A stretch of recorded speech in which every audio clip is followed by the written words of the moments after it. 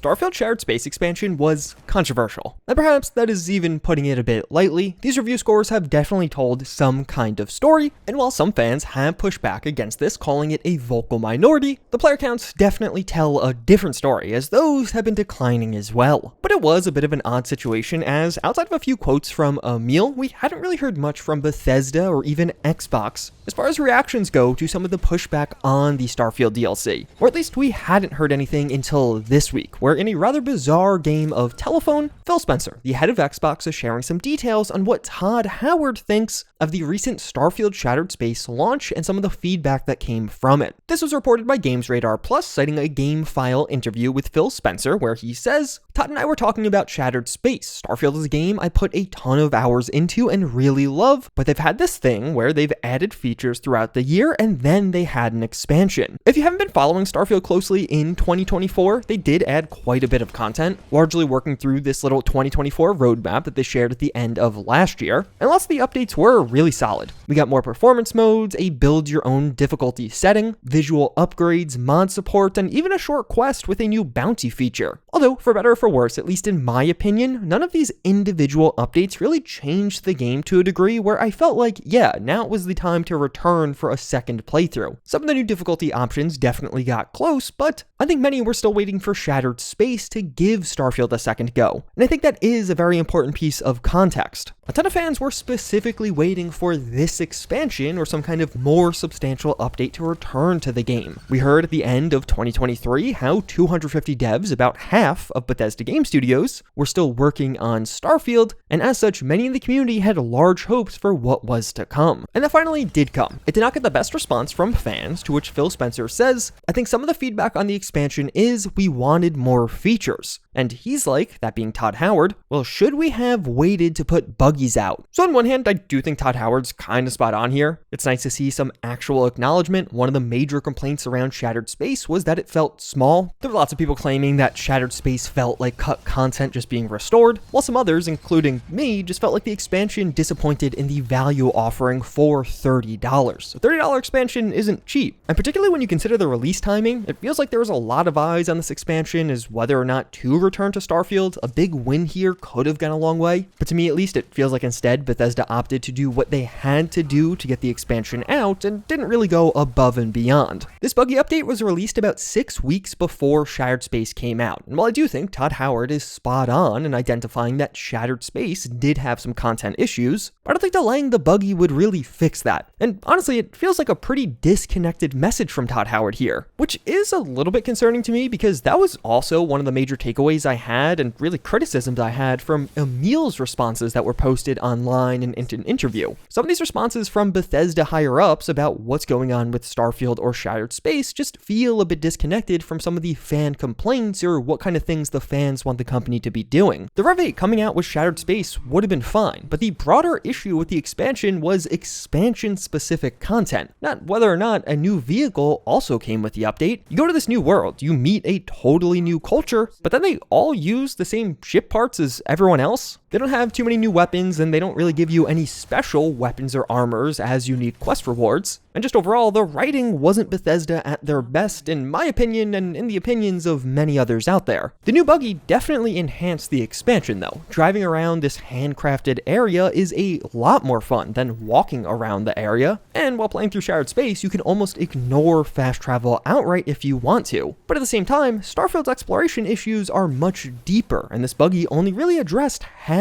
of the problem. People were tired of running to these locations for minutes at a time, but even further, once you actually arrive at the location, they aren't all that interesting, and very quickly you'll start to see repeated locations that are literally identical to other points of interest. So yeah, while the buggy helps with the first half of that problem, having to run to those locations, it doesn't address the second half at all. In Shattered Space, there are a few new points of interest to uncover, but the system overall, particularly once you return to the settled systems after beating the DLC, has largely remained the same as it was on release. So being able to get to these points of interest more quickly is definitely nice, but the location system itself really needs an overhaul with new locations to make things feel more fresh. And that's to say that there are multiple problems here. I think the exploration in Starfield is falling short right now, and I think new locations would help to resolve that along with this newly added buggy. But that wasn't one of the core problems with Shattered Space. The DLC overall just felt small and didn't have the best writing. And I do think Todd saying that maybe we should have delayed the previous update before the expansion just to make it look like it had a bit more content is missing the mark and not really connecting with what audiences are saying. Lots of us just wanted more House Va'ruun specific content that made Va'ruun Kai feel more substantial.